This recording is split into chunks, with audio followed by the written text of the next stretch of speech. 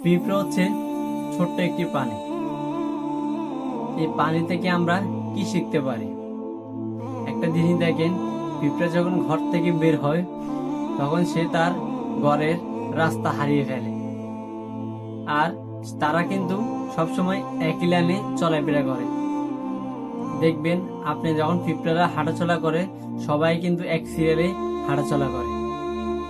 এমনকি ওরা যখন খাদ্যের জন্য বের হয় ঘর থেকে, ওরা কিন্তু ওদের ঘরের রাস্তা হারিয়ে ফেলে। তখন ওরা ঠিকই দিন শেষে খাবার মুখে করে নিয়ে তারা তাদের গন্তব্যে পৌঁছে যায়, কিন্তু তারা জানে না যে তাদের রাস্তা কোনটা। কিন্তু দিন শেষে দেখা গেছে তারা তাদের মেন সেই ঘরের সামনে আসে, তারা হাজির হয়েছে। তো আমরা পিঁপড়া থেকে এটাই শিখবো যে যে আমরা যাই করি না কেন, যেটাই করি না কেন, ওটা সফল হওয়া আগ পর্যন্ত আমরা ওটার পিছনেই থাকবো। আমরা ওটার পিছনে লেগেই থাকবো যতদিন পর্যন্ত না আমরা সফলতা পাচ্ছি। তাহলে বুঝে গেল কি আমরা পিঁপড়ার থেকে কি শিখলাম? যেটা আমরা পুরো আশা করছি সেটা আমরা আশা করেই ছাড়বো, ইনশাআল্লাহ।